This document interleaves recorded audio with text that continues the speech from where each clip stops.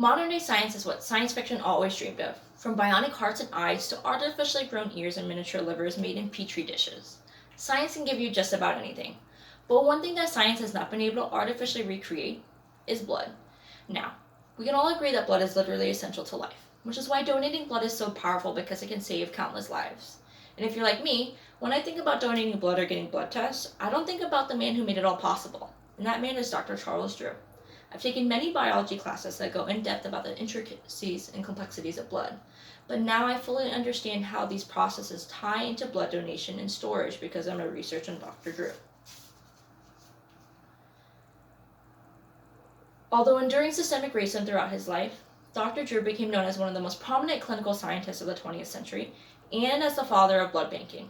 Today I will share with you first his accomplishment as a medical student and surgeon. Second, I will share with you his revolutionary work as a chemist. And lastly, I will share with you his life and death as an educator who stood up for civil rights. Let's begin with Dr. Drew's earlier life as a medical student and surgeon. In an article dedicated to highlighting Dr. Drew's life and death, Cornwall, Chang, and LaFall write that Dr. Drew spent many years building his medical career as a surgeon, but his journey to become one was not done with ease as an African American man. Even after accomplishing the difficult task of finishing medical school, Dr. Drew still had to overcome obstacles of racism throughout his career to prove that his merit was not determined by the color of his skin. After teaching as a biology and chemistry teacher at Morgan State University, Dr. Drew later applied to medical school, and it was during this time that segregation was still widely practiced in the United States. There were only 2 major U.S. medical schools that accepted African American students, and he was denied to both of those schools and instead attended McGill University in Canada. There he graduated at the top of his class and also received his medical degree and a master's in surgery. He then completed his residency at the prestigious Columbia University, where he began his revolutionary work on a project on blood and plasma preservation with Dr. John Scudder.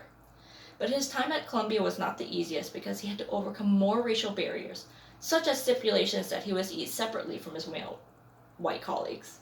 After finishing his fellowship, Dr. Drew went on to primarily focus on this work. And Dr. Drew's work as a clinical scientist and application of his research with Dr. Scudder allowed for more accurate blood matching in order to prevent negative effects of receiving the wrong blood type. In addition, his contribution to the storage life of blood and his transportation led to the creation of the American Red Cross and other large blood banks, despite racist governmental policies. Picture yourself driving to the grocery store to buy cereal, when suddenly you're bleeding out in a car crash. After rushing to the hospital in an ambulance, a flood of doctors and nurses hurry to treat you. But before they can treat you, they quickly ask if you want to take a chance of getting a blood donation with a random blood type, or a blood donation from an animal. Either way, they say that your chances of living are low because both options will probably not be compatible. Well, according to a study by Tan and Merritt, Dr. Drew's work prevented these unwanted matches through excessive testing and blood cell separation, which allowed for blood to be stored longer and transported. His revolutionary work led him to be appointed as the director of the American Red Cross in order to help the U.S. allies in World War II. His breakthrough allowed for blood to be taken, processed, tested, stored, and sent away halfway across the world. The improved shelf life of blood allowed frontline medical workers to have blood of all types ready for an emergency instead of waiting for a blood donation in the hopes that it would be the correct match and get to you in time. But all was not perfect in paradise. Racism was still rampant in the United States.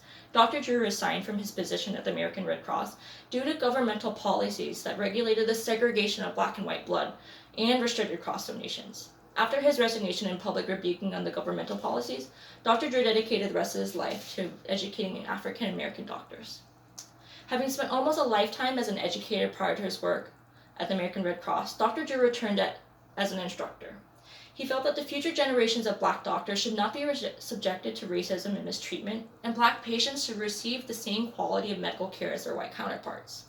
Finally, he even died for his commitment to education, and his legacy continues to influence his students to this day. He was on his way to an educational conference when he suffered from a car crash. For many years, people like his family believed that he died because he did not receive adequate care because he was a black patient at a segregated hospital. According to an article by Jeffers, Dr. Drew suffered extensive injuries that caused major blood loss, and ironically died as a result of the hospital not having a blood bank on site. Jefferson's article showed that the rumors surrounding Dr. Drew's death was fueled by the reality of other Black patients, which is why it was strongly believed by many people. Some of us probably don't even think about getting medically treated differently based on the color of our skin, but there have been countless examples throughout history of unequal treatment when it comes to patient care, and unfortunately, it still happens today. In honor of his memory, many universities and facilities were dedicated in his name. In an interview by Parker Kelly and Hobbs, Dr. Drew's daughter, Sylvia Drew Ivy, discusses how educational institutions and facilities like the Charles R. Drew University of Medicine and Science carry on his legacy through their values and programs. Dr. Drew's values about equal treatment and performance regardless of someone's skin color was evident throughout his life's work and even his tragic death. To conclude, I have shared with you Dr. Drew's accomplishments as a medical student and surgeon who fought against systemic racism, his revolutionary work as a chemist and clinical scientist, and his life as an educator who stood up for civil rights.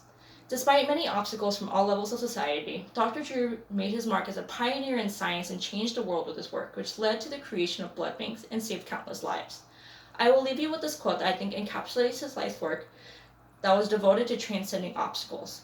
Excellence of performance will transcend artificial barriers created by man. Thank you.